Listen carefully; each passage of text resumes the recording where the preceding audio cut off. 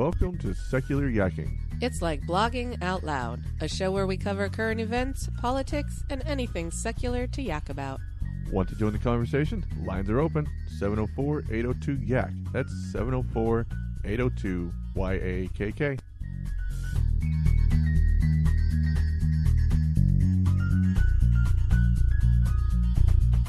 On today's show, the story of the Mr. Potter Award.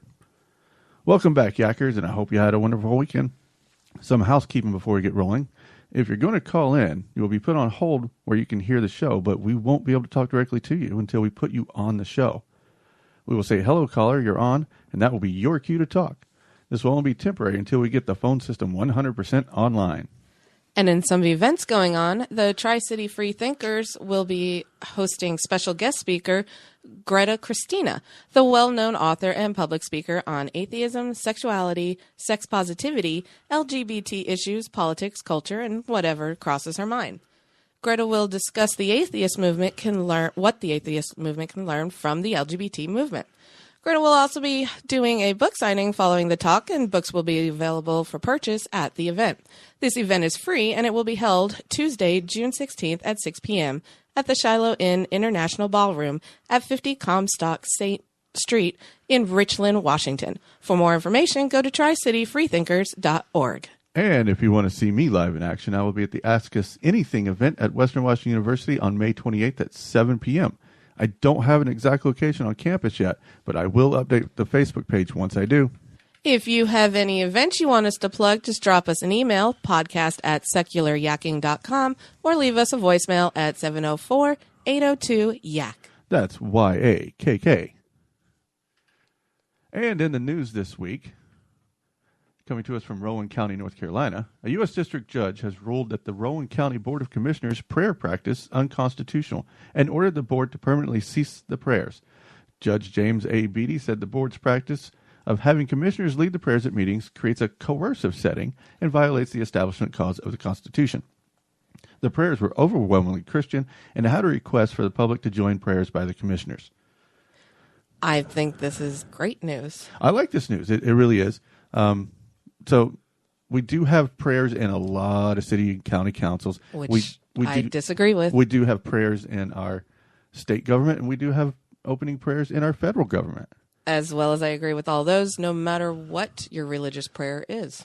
However, this board specifically stated that if you are going to have prayers, and this is related to the Greece versus Galloway issue from last year, if you're going to have prayers in public meetings, you have to let everybody join the fun. Right. It's an all or nothing thing. Right, which is why I am a secular invocator, because I can do that. Right. You go and you do your invocations, not a prayer. But either way, I really think it's the whole separation, church and state, period. And speaking of invocations that I do give, I will be in Clark County June 2nd, 7 p.m. That's right. I forgot about that. Yeah. I thought it was at 6. Is it 6? Well, I'll make sure everything is at 6. updated. Yeah. Oh, well, I hope it's not at 7. No, I'm pretty sure it's 6. Okay, now well, that's I'm a long drive, questioning but that's okay.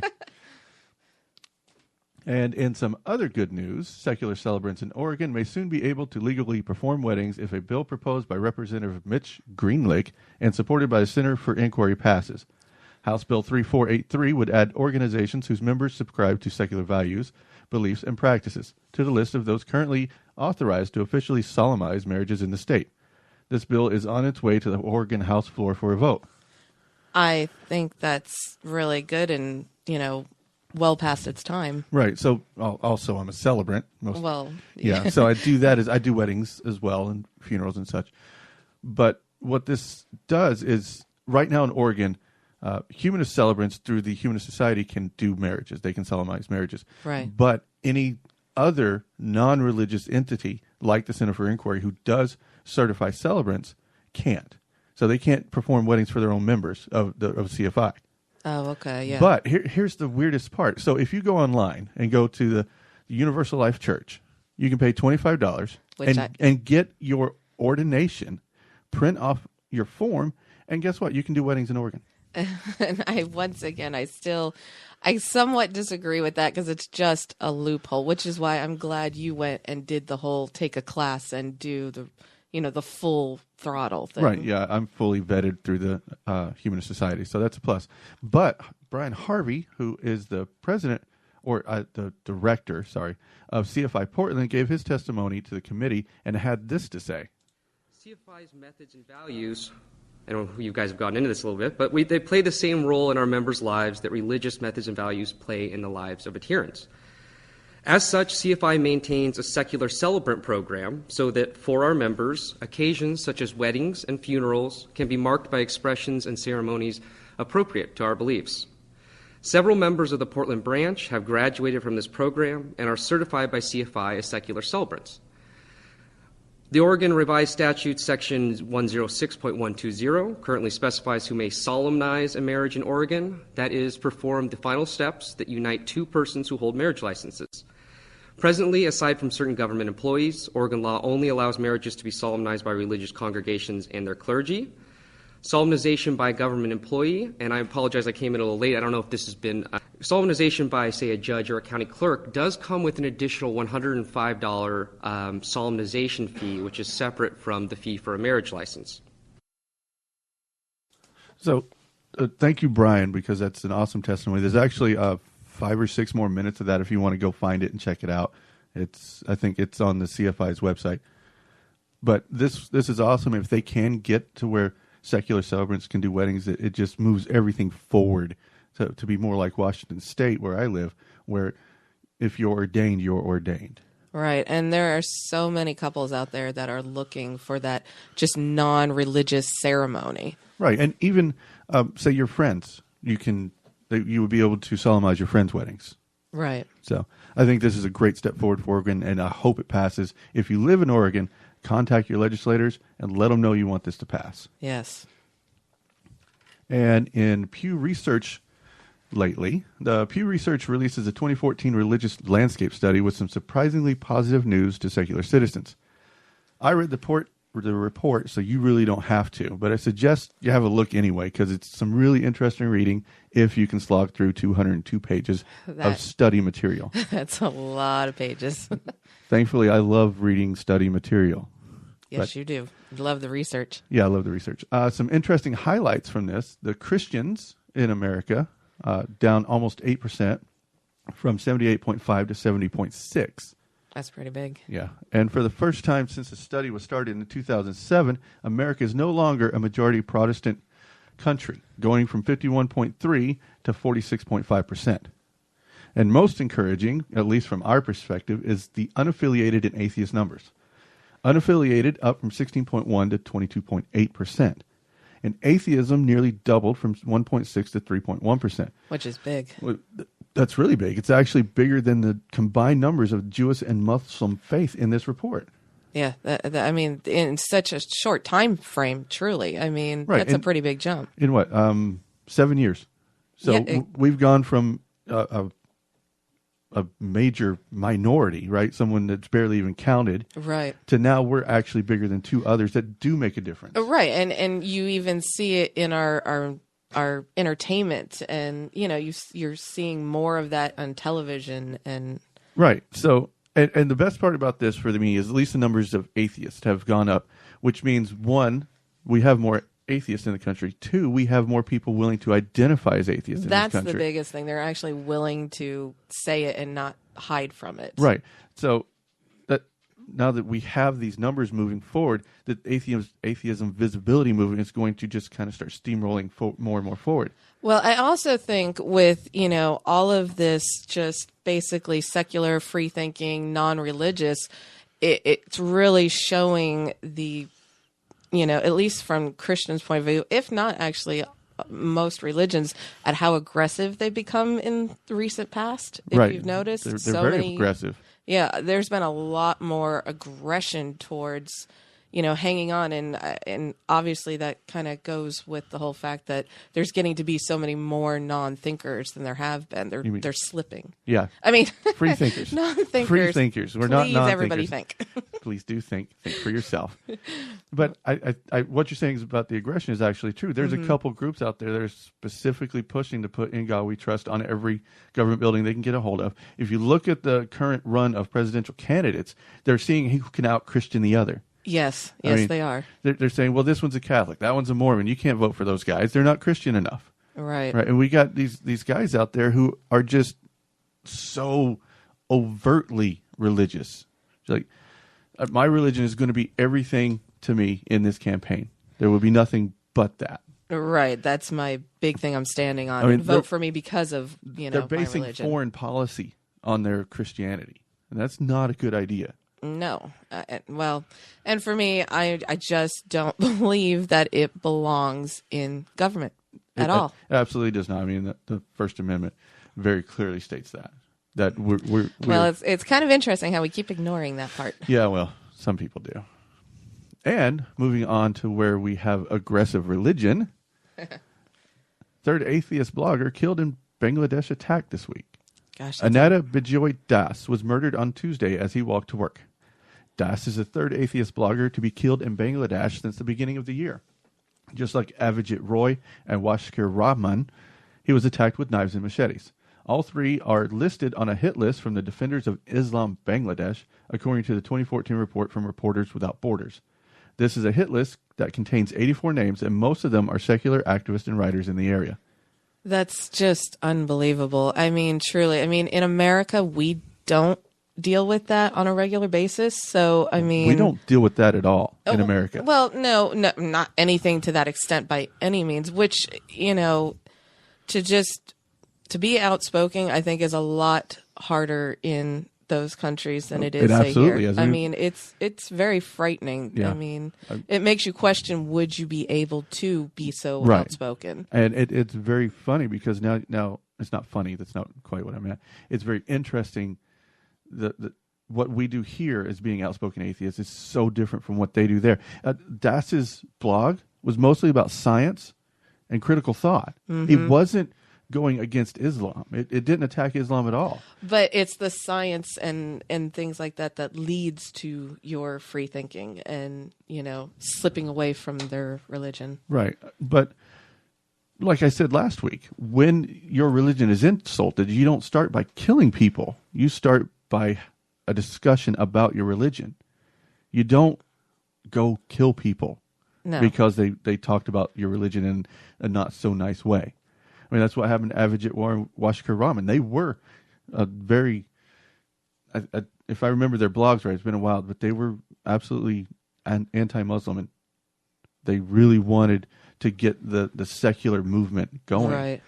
But to be hacked to death by machetes. It's just out in public, too. Yeah, just out in public. Right and no one, on the street. Here's the sad part. Not one person does anything. I mean, I realize there's this idea that, this guy's getting hacked with machetes. I can't get in there. I might get hit myself. Right. But no one does anything at all. No rocks were thrown. I mean, at least that. Right. But I don't know if these guys are going to be caught or not because they were all wearing masks. Of course. They want to do that, but they can't do it. They have to stay anonymous while they do it. Right. Kind of Right. cowardly. Right. And it's ridiculous. And if your religion is telling you to kill people when they talk bad about your religion, you have a pretty shitty religion. Well, and it's very flawed in this fact that, you don't feel strong enough in your own faith to handle people speaking against it. Right. So that's another thing about those religions. I don't know. They believe they're incredibly faithful by doing this, but it makes me feel like they don't believe enough to defend their faith without violence. Well, that's exactly how I was thinking. It makes me think that they don't feel strong enough in their own faith to stand on their own 2 feet. Right. And we're going to move on from that lovely report to another lovely report. A second quake hit Nepal near Kathmandu earlier this week. The 7.3 follows the 7.8 that devastated the area just 2 weeks ago that killed over 8,000. That's terrible. As of the writing of this particular report, there had been 65 deaths and nearly 2,000 injured. I'm sure the numbers are a bit higher. Now, the Nepalese were just beginning to return to their homes and start rebuilding. Experts are expecting more aftershocks in the near future. Yeah, I've actually heard, that a lot of them are going and putting up tents out in fields because they're terrified of being near buildings and structures. I mean, half of those structures probably ready to fall down already.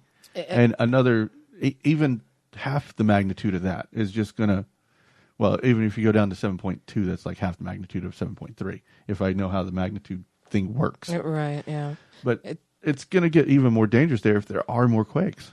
Yeah, there's been since that we've had a couple little ones here. Yeah, well, we do live on the Ring of Fire, so. Yeah. But the Foundation Beyond Belief and the Humanist Disaster Recovery Team is raising funds on their website to assist the Women's Foundation of Nepal with their efforts in helping clean up and recover after these quakes. Links will be in the show notes for that, and it's foundationbeyondbelief.org/HDR Drive. I encourage everyone that could give something to this, because that's a wonderful organization. It does amazing things. Every little bit helps. And every little bit helps. Yeah. In a recent video, a high school freshman is shown being made to destroy his game consoles for failing 4 classes. His father repeatedly told him to pick up the effing hammer, and hit his games while the boy cries and tries to explain that it's his teacher's fault. I am so appalled by this. Just the parenting aspect of it alone is just unbelievable. The messages that this sends in so many different ways. Yeah, I mean, the message that I got out of the video when I watched it is this poor kid, right? He may be failing in his classes, and yes, it may be his fault. Right. But he's being told that his punishment is to destroy something, which leads me to believe that it's possible in his future that his idea of retribution and punishment is going to hinge around violence. Right, exactly. So meaning, as an adult, if something is not going your way, the way that you want it to be, violence is the way to handle it. Right. I mean, that's what he is teaching this child. You know, as a father, he's not happy that the child is failing his classes. So we're going to do something, violent to retaliate about this. But aside from all that, if you think about it, the man paid for all that equipment. Right, he paid for it. It makes no sense. It's likely he will pay for it again. Of course, in the future. If he decides to buy him another He's only set. a freshman, so he will. It's possible. But this just follows a string of viral videos similar to this. I remember last year the guy shot his daughter's laptop on video because she talked about him on Facebook. Yeah, and so he goes and pretty much does the same thing, basically, only with a video. He pulls the trigger himself. And again, at that time, I was like, well, that's a great lesson. I hope you meant that sarcastically. Yeah, of course I did. But we just see these strings of these parent-shaming videos. You got your kids holding up, I did this wrong, with a sign, right? Right. That's shaming them. It is parent bullying is what it is. It's exactly what this is. And the poor boy, this freshman, he was absolutely in tears. And what was it? By the last console, he could not do it. And because his dad had him hitting it with a sledgehammer, all of them. And by the last one, the boy was like, I can't do it. Yeah. And the dad a couple times said, I'll do it. If you don't do it, I will. I have a feeling the dad actually went and destroyed it. Well, he had cut the video off when the boy just he couldn't do it. Right. And I just don't think that's very good parenting. You're not teaching your child how to interact in society by doing that. No. I mean, what's going to happen in the future when this kid has a girlfriend that, dumps him pretty horribly? What's he going to do? Right. It's another, you can't handle the answer you're getting, the result that you're getting. So I need to do some violent act to make me feel better. Right. And what this father should have done is went and sat down with his child and his teachers and said, what is going on? How do we fix this? Absolutely. And if he's failing at this time of year, this isn't the first sign of it. I can guarantee that. Well, and regardless, I mean, you have to, punishment is fine, but it needs to fit the crime. Right. And the first and foremost, like you said, should be we sit down with the teachers and we work out how we fix this and what's causing it. And if it is the games, which it's possible that the games were an issue. Take them away. You take them away until the grades improve. Once the grades improve to a point where you're satisfied, so okay, now we'll have limited access because we know the games were the problem. Right. You can play on the weekends. You can play after your homework's done. Even if he feels he wants to take him out of all the games till the end of the school year would be fine. But to smash them and on top of that, make the boy do it himself. Right. There's so many messages in there it's terrible to parenting, which I say thousands of times over. Yep. Sorry about technical difficulties. I'll work that out this week and we'll get it running again. Yeah. You always have technical difficulty, especially when you're starting in the beginning and, connecting phones and whatnot. It's tricky business. Yeah, like I said, they're not running 100%, so I figured I'd give it a shot. Yeah. But we were talking about this as a viral video, right? Yes, and the discipline and action and how it should have gone. Yeah, I really think that it should have gone a different way, but Hopefully he's the parent. It's his deal. I mean, we can say all we want about it, but he's still the parent. Right, and hopefully in the future, there'll be less of these videos. Right. So now I think we're going to move into the main part of the show, which is the Potter Award for today. So I thought I would talk about the history of the Potter Award and how it came to be. As many of you know, I am very adamant about the In God We Trust plaques going up in city and county councils. A few months ago, Clark County, Washington, was considering this very resolution.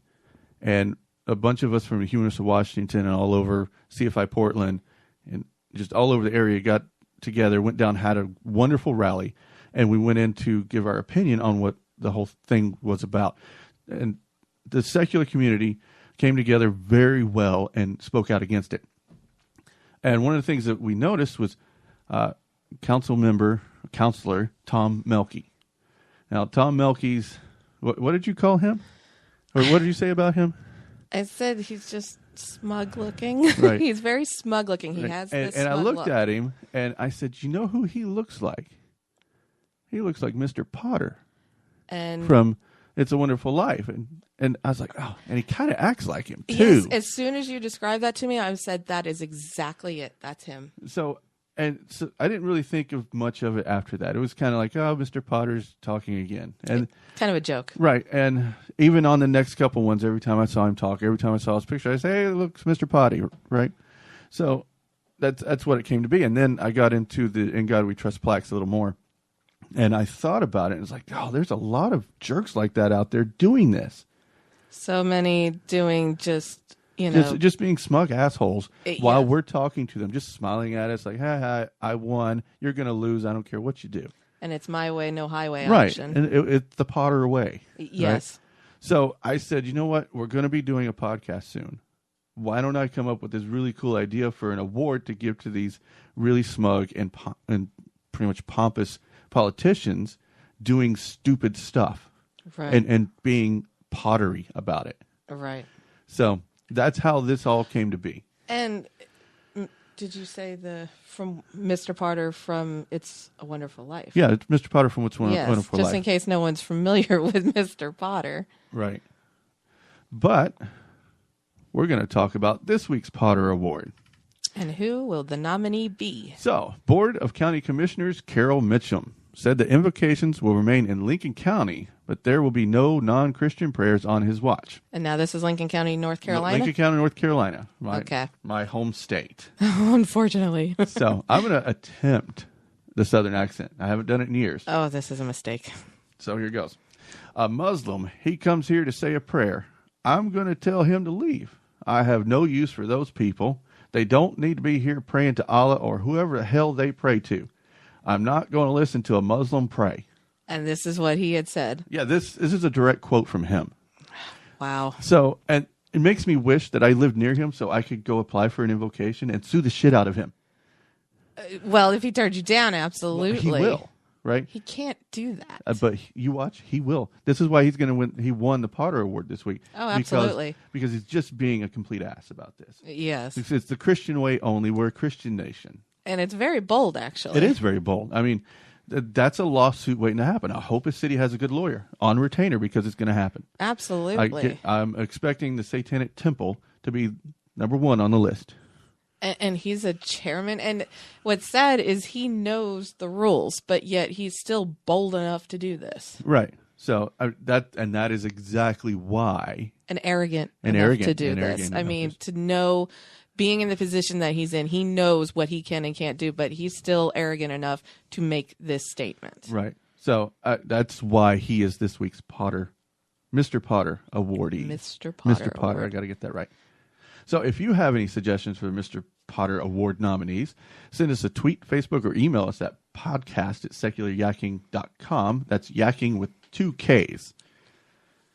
And that is all the yakking we have today. Join us again next week for more news and, of course, the Potter Award. And we will most definitely have our phones fixed for the next episode. See you next week. And remember, the United States was certainly not founded as a Christian nation. Absolutely. Thanks, y'all. Have a great night.